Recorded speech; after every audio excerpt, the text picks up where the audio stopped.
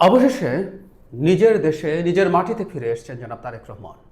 দীর্ঘ 17 বছর চাইলেও তিনি দেশে আসতে পারেননি। মানে এই যে অনেকে দীর্ঘ সময় বিদেশে থাকেন, কিন্তু এই যে বোধটা যে আমি চাইলেও যে কোনো সময় দেশে যেতে পারি না, এটা কতটা মর্মান্তিক হতে পারে, এটা ইনফ্যাক্ট শুধু তার পক্ষেই বোঝা সম্ভব। এটা আমরা বুঝতে পারি যখন তিনি দেশে এসে নামলেন বিমানবন্দর, ঢাকা বিমানবন্দর থেকে যখন বেরোচ্ছেন, তিনি হঠাৎ একটা জায়গা যেখানে ফুল গাছ লাগানো আছে ওটার মাটি স্পর্শ করতে গেলেন, খালি পায়ে ওই মাটির উপরে দাঁড়ালেন। আমরা ধারণা করতে পারি কীরকম আবেগ এই মানুষটার মধ্যে জমা হয়েছিল। খুব স্বাভাবিক। তার সব কিছু নিয়েই গতকাল সারাদিন দিনভর মানুষ সামাজিক মাধ্যমে আলোচনা করেছে, টিভি চ্যানেলগুলো। তিনি প্রথম যখন সিলেটে এসছেন, দেশের মাটিতে অবতরণ করেছেন, ঢাকায় এসছেন, বসছেন, কথা বলছেন, ডক্টর ইউনূসের সাথে আলাপ করছেন, তাকে বরণ করে নেওয়া হচ্ছে, তার জার্নি যেখানে জনসমাবেশ হচ্ছে সেখানে সব কিছু দেখানো হয়েছে। কিন্তু সব কিছু ছাপিয়ে তার বক্তৃতাটা, ইনফ্যাক্ট এটার একটা অ্যানালিসিস আমাদের করতে হবে, কারণ দেশে ফিরে আসা আসলে তিনি কী বার্তা দিতে চেয়েছেন, তাকে আমরা কীভাবে দেখব, এই বার্তাটা দিয়ে তিনি আসলে কী করলেন। এবং আমি এভাবে দেখতে চাই, শুরুতে বলে রাখি যে তিনি নিজের প্রতি একটা চ্যালেঞ্জ নিজে তৈরি করেছেন।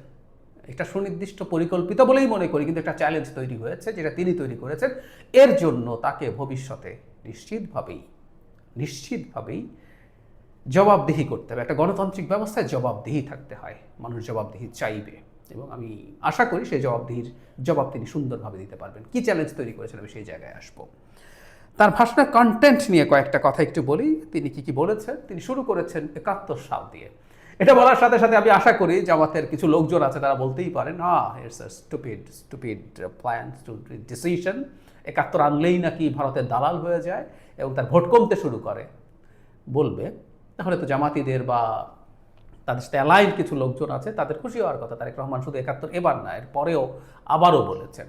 যাই হোক, আমরা মনে করি অত্যন্ত সঠিকভাবে তিনি ৭১কে এনেছেন। আমাদের যে জাতি রাষ্ট্রের জন্ম হয়েছে সেখানকার শহীদের রক্তের কথা আছে এবং কয়েকটা ল্যান্ডমার্ক কথা বললেন। এবং খুব ইন্টারেস্টিংলি চতুর্থ যে ল্যান্ডমার্ক ৭১-এর পরের ৭১কে সরিয়ে রাখলে তৃতীয় যে ল্যান্ডমার্ক, সেটার মুখোমুখি তিনি দাঁড়িয়ে আছেন। আর দুটো ঘটনাচক্রে তার বাবা এবং মা ছিলেন।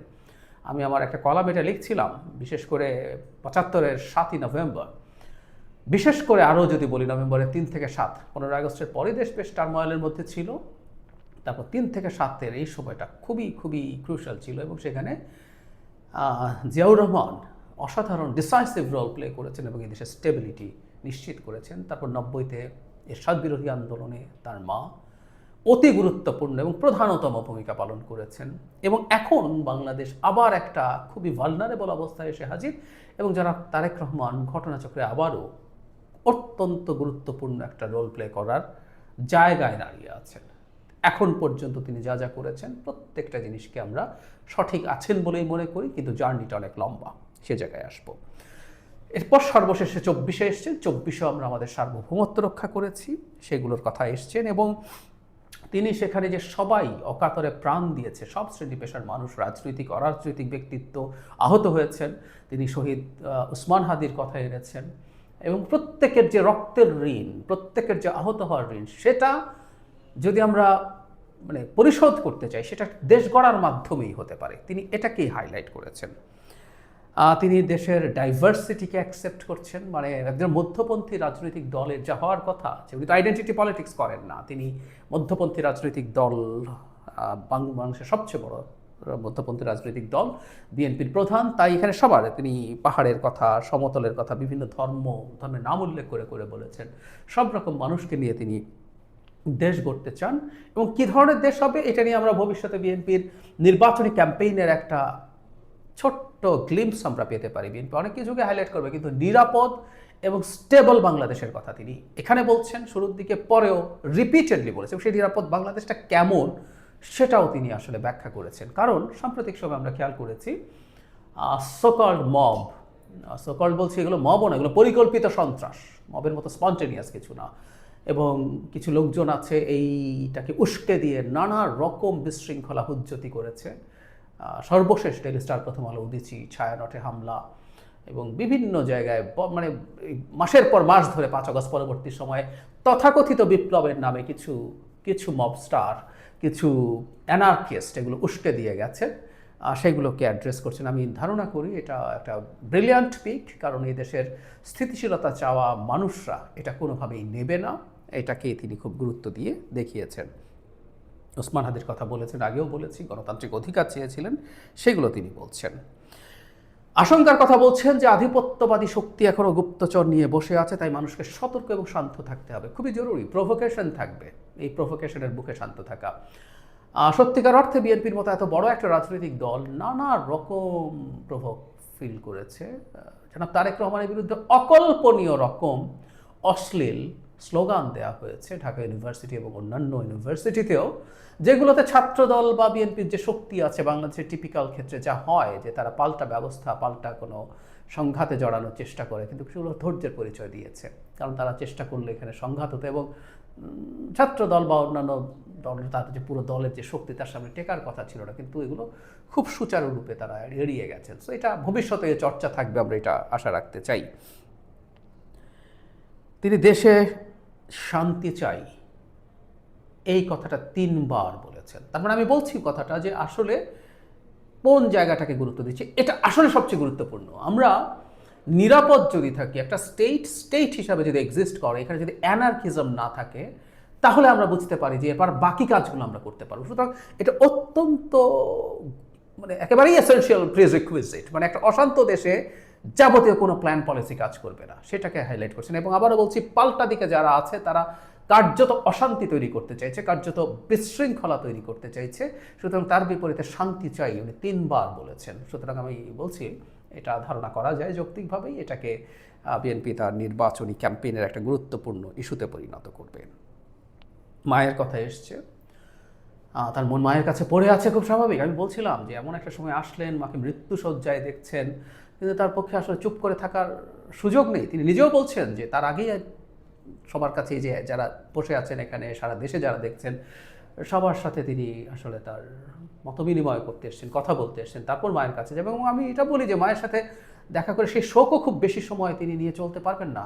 জবাবটাও তার কথায় খুব চমৎকারভাবে আছে। তার মা যে জাতি জনগণের জন্য গোটা জীবন বিসর্জন দিয়েছেন, জীবনের চেয়ে বেশি ভালোবেসেছেন, তাদের কাছে তিনি ফিরে যাবেন। এটা আমাদের স্বার্থেই প্রয়োজন, আসলে আমরা আমাদের স্বার্থেই চাই তিনি ওইভাবে চলে আসুন।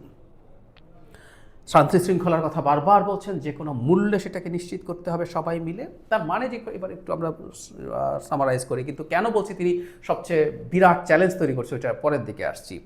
এর বাইরে আরেকটা সিগনিফিক্যান্ট দিক হচ্ছে, তিনি তার বক্তব্যে একজন বিশ্বাসী মুসলিমের মতো কথা বলেছেন। মানে জামাতের দিক থেকে একটা ক্যাম্পেইন আছে এরকম, যে জামাতে ইসলামীর পলিটিক্সের সমালোচনা করলে, 71 নিয়ে সমালোচনা করলে তার গায়ে অমুসলিম ট্যাগ দিয়ে দেওয়ার চেষ্টা, ইসলাম বিদ্বেষী, নাস্তিক, এসব ট্যাগ দিয়ে দেওয়ার একদম স্পষ্ট একটা চেষ্টা আছে মুখ বন্ধ করে দেওয়ার জন্য।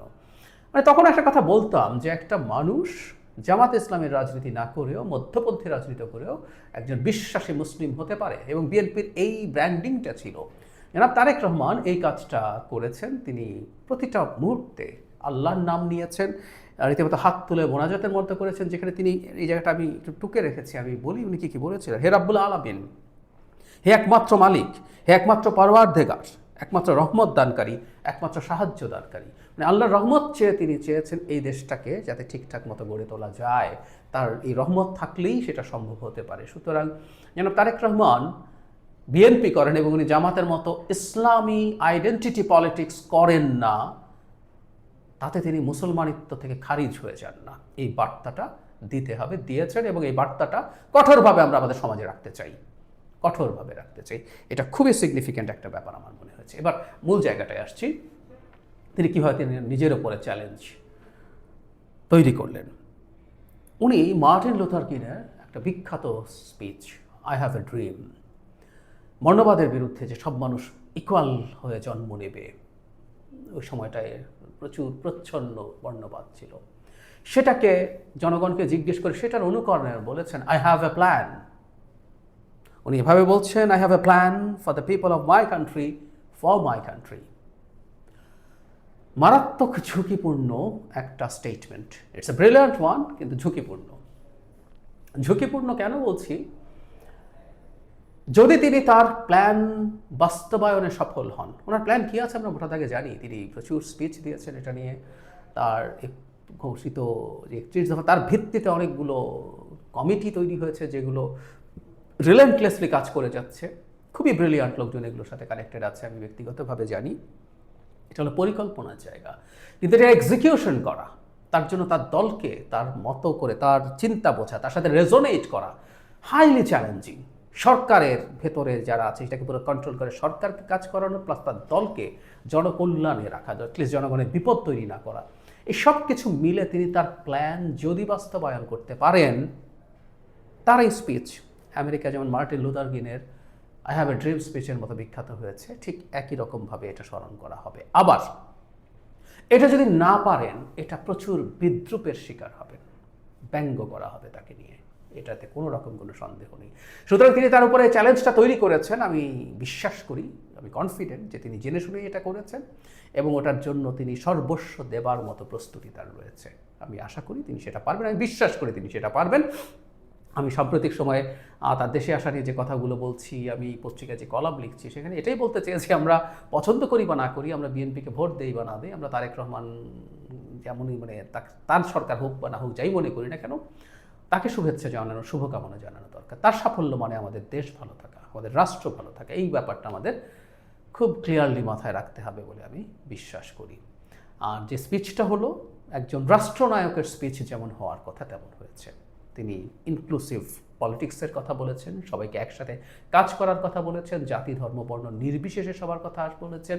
এবং খুব ইন্টারেস্টিং, আমি খেয়াল করলাম উনি ওনার স্পিচে তরুণদের কথা বলছেন, নারীদের কথা বলছেন, কৃষকদের কথা বলছেন, 40 লক্ষ প্রতিবন্ধীর কথা আলাদাভাবে বলেছেন। আমরা খেয়াল করব মানুষের প্রতি ইনক্লুসিভ সোসাইটির জন্য তার মমতা কতটা আছে, কতটা সিরিয়াস তিনি, এই একটা তথ্য আমাদেরকে সেই বার্তা দেয়। আমি নিজেও জানতাম না প্রতিবন্ধীর সংখ্যা 40 লক্ষ, আমি তার স্পিচে জানলাম, কিন্তু উনি আলাদা করে অ্যাড্রেস করেছেন। তিনি কিন্তু একটা ওয়েলফেয়ার ইকোনমির আলাপ করছেন সাম্প্রতিক সময়, স্বাস্থ্য শিক্ষা এবং সামাজিক নিরাপত্তায় কী কী করবেন, ওগুলো নিয়ে আমরা পরে আলোচনা করব। সো ওই ইনক্লুসিভ একজন ট্রু স্টেটসম্যান যেরকম হওয়ার কথা, একদম ইনক্লুসিভ একটা পলিটিক্স, ইনক্লুসিভ একটা রাষ্ট্র পরিচালনার কথা তিনি বলছেন। তিনি হেট্রেড দেখাননি, এটা এখনও না, 5 আগস্ট থেকে যখন সবচেয়ে ক্ষুব্ধ অবস্থা থাকে তিনি, বেগম খালেদা জিয়া, আমরা দেখেছি এই কথাগুলো, অথচ কী পরিমাণ অত্যাচার তার উপরে হয়েছে, কী পরিমাণ অন্যায়ভাবে তাকে দেশের বাইরে রাখা হয়েছে, তার মা অত্যাচারিত হয়েছেন, তার ভাই এক ধরনের মানসিক অত্যাচারে মারা গেছেন, আনেননি। খুব বেশি দল নিয়ে অতি গর্ব করেননি, অন্য দলের অতি সমালোচনা করেননি, অলমোস্ট করেনি। ইনফ্যাক্ট তিনি তার কি করতে চান সেটা সামনে এনেছেন। একজন ট্রু রাষ্ট্রনায়ক তার ভিশন আমাদের সামনে দিলেন।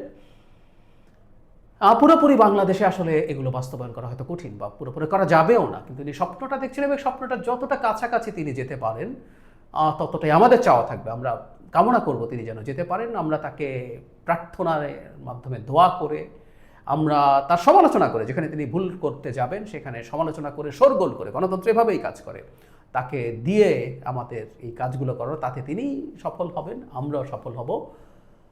এবং তার এই বক্তৃতার বলা কথাটা বাংলাদেশের ইতিহাস হয়ে থাকুক, I have A plan. Owner plan আমরা জানি, এই প্ল্যান যদি বাস্তবায়িত হয়, বেশিরভাগ, আমি সবই বলছি না, আমরা একটা ভিন্ন বাংলাদেশ পাবো, এটা ফর শিওর।